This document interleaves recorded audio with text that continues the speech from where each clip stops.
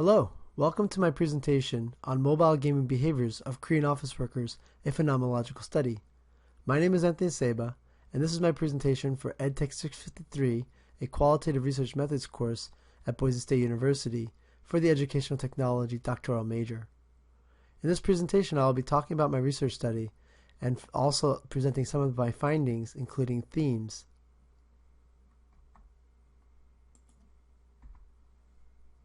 So how did this all get started? Well, I became interested in the gamification of learning through the Horizon Report of 2014, which talked about games and gamification with a time to adoption of just 2 to 3 years. Johnson et al. Found that companies of all sizes in all sectors are finding that workers respond positively to gamified processes. Moreover, by 2015, more than 50% of organizations that manage innovation processes will gamify those processes, according to Raleigh 2013. Armstrong also says that it is predicted that 80% of top brands will have at least one active gamification solution by 2014. A meta-analysis by Hamari 2014 found that positive experiences from gamification were reported in all of the 24 studies that they did. At the same time, however, the same aspects were most often disliked by some respondents in the study. Moreover, Hamari found that people in fact interact with game-like systems in different manners and for different reasons. Thus, the experiences created by the gamifying motivational affordances are also likely to vary. This is what I wanted to look at, the motivation behind gamification and learning. I live in South Korea, where I've been here for 16 years, since 1998. Throughout that time, I've seen the trend of digital gaming change throughout the years. In the top picture on the right here, you can see a traditional arcade room. In 1998, when I came here, these rooms were everywhere in South Korea, and you could play games for as cheap as $0.10 per game. This compared to 50 cents per game in the United States at that time. South Korea then moved on to something called PC bangs, or PC rooms. In these PC rooms, people can play arcade games or computer games with top technology for as cheap as $1 per hour.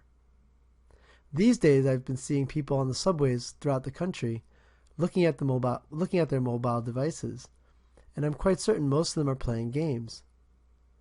In fact, South Korea has the second highest smartphone penetration at 73% in the world. It also accounts for 28.6% of the world's online gaming market. South Koreans spend an average of 60.6 minutes per day gaming, and 47% of Koreans stated that their reason for gaming is related to social interaction. So this got me thinking about social interaction.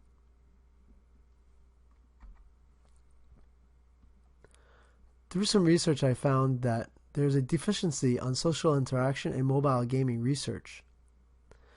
Various studies also found the same conclusion. For example, Dominguez 2013 found that carefully addressing social interaction seems promising. And Hussein found that despite previous research on social interaction in online gaming, little is known about gamers' experiences on the social side of MMORPGs, and social networking aspects of MMORPGs and gamers' views on game design and content. Damaldi found that future studies should explore more detailed, specific social online gaming activities, as well as games played and their impact on gamers' social embeddedness. Kim and Oh, a more close to Korean research study, found that social motivation for playing online games is emerging as an important motivation, and that since online gaming in cyberspace needs social interaction, social motivation is considered as a critical factor. Another Korean, Oak, in 2011, found that overshadowed by the dominance of online games, other modes and forms of games have been marginalized in the academic discussion. Recently, the increasing popularity of mobile gaming for a wide range of generations, especially among women, is particularly noteworthy.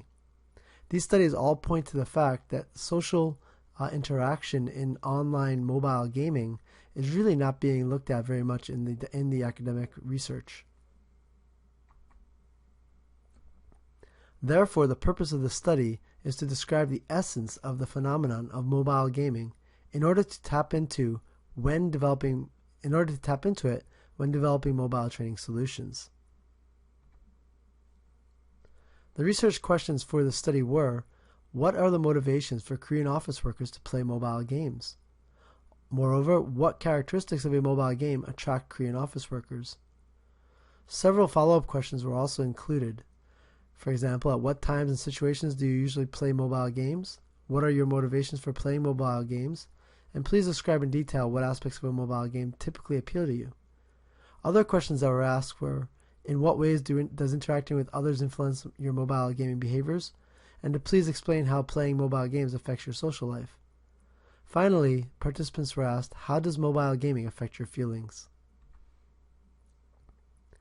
I chose to use a phenomenology for the research method because Creswell states that the type of problem best suited for this form of research is one in which it is important to understand several individuals' common or shared experiences of a phenomenon, and that it would be important to understand these common experiences in order to develop practices or policies, or to develop a deeper understanding about the features of the phenomenon.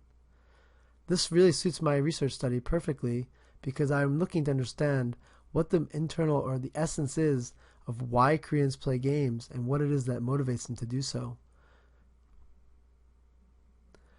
I followed the Mustaka's transcendental phenomenology method, which focuses on describing experiences of participants and collecting data from several persons who have experienced the phenomenon. I also utilized bracketing, which is the setting aside of personal experiences and conceptions. One thing I did a little bit different than Mustaka's approach was to postpone the literature review primarily until after the study. The reason for this was to ensure that I was not paraphrasing or phrasing questions or analyzing data for themes that I knew to exist in the literature. So I limited my my literature review to just a very small amount of trying to figure out what was going on in the literature, but not really looking at the specific themes that were emerging in the literature. So for data collection, I created an interview protocol, and I also conducted purposeful sampling in which I identified 4 participants based on the criteria. The criteria included things such as they were able to speak English, and they also played games for at least 60 minutes per day. I arranged a quiet and private place for after work hours and explained the purpose of the research and gained their consent. Interviews lasted between 30 and 60 minutes and were conducted in English. I recorded on a laptop and a smartphone in order to ensure that I had a backup. Finally, files were named using English nicknames for each participant. I then uploaded audio files to YouTube as a private file, and I created subtitles using YouTube's captioning tool. This helped to save time because I did not have to stop the tape every time I wanted to type. I then downloaded the text file and organized subtitles into a transcript. Let me just demonstrate the YouTube aspect of this. So here in YouTube you can see the interviews. Let me show you what it looks like to do so. So for example, we can click Edit. Then we can go to Subtitles and Closed Captionings. Select the language to English. Set the language. Once again, click here. And you can type in the captions here. When you do so, when you type, it automatically stops. When you stop typing, it will then replay again. This really helps to save time. I then downloaded the file and opened it in Word.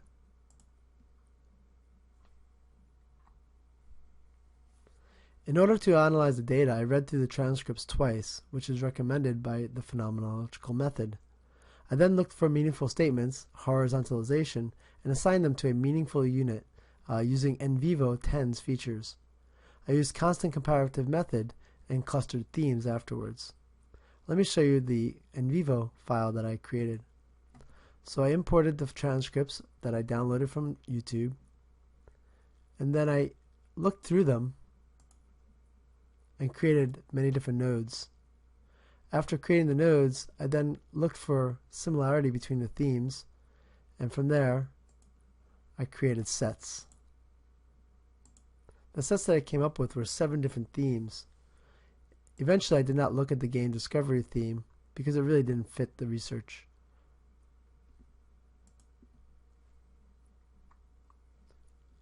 The first theme I found was killing time. Sunny, Ryan, Lucas, and Justin all gave explanations that talked about the words killing time directly, such as to kill time, or, for example, referencing the idea of waiting for their girlfriend or waiting in cafes.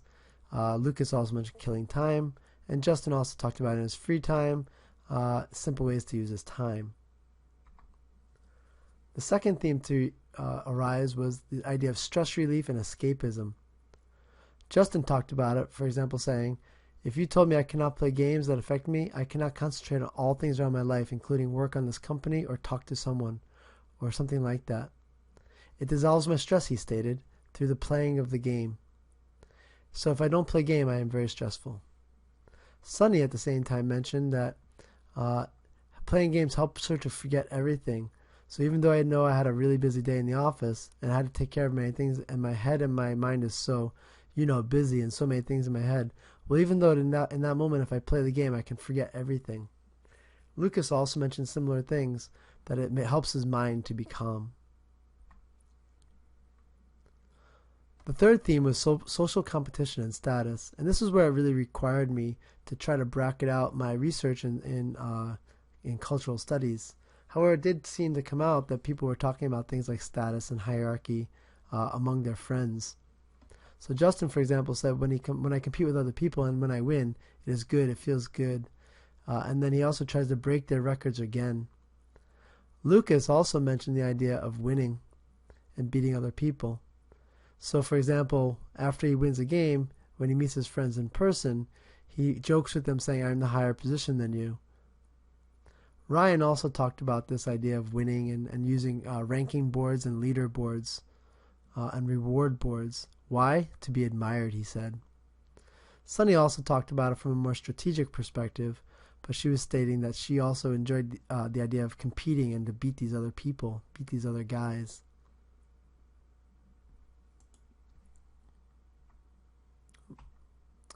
The fourth theme to emerge was the idea of social bonding, which was really in conflict in some ways to the idea of social competition and social status.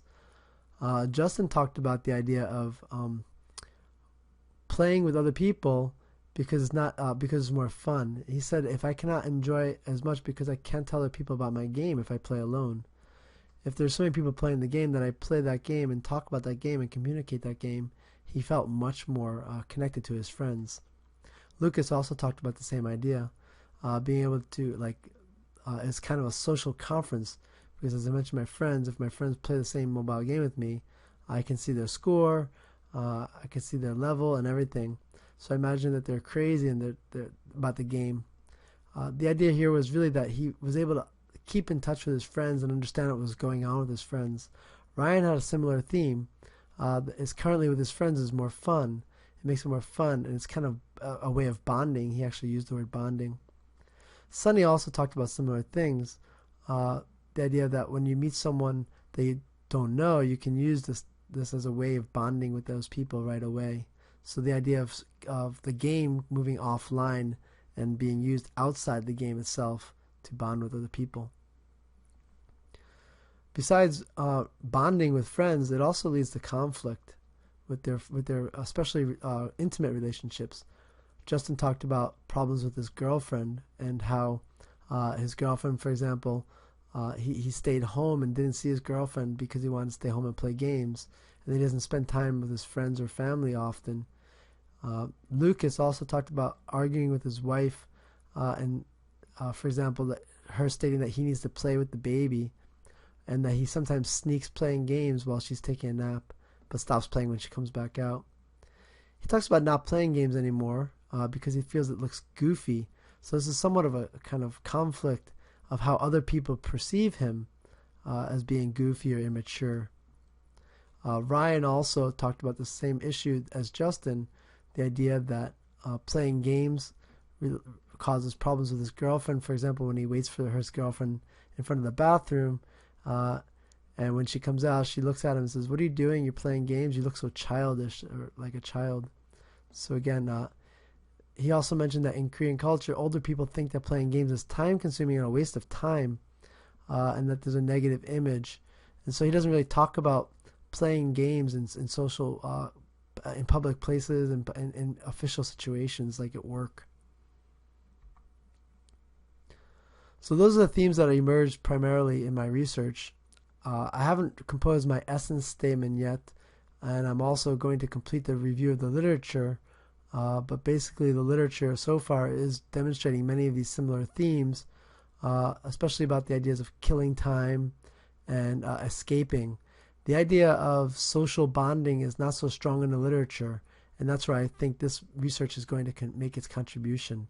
So the implications are that, so far the preliminary implications that I have in mind are that these kinds of social bonding relationships as well as social competition can be built into online training, that both of these need to be present so that people working together with friends can work against other groups of people they don't know in order to compete and to perform and to do well.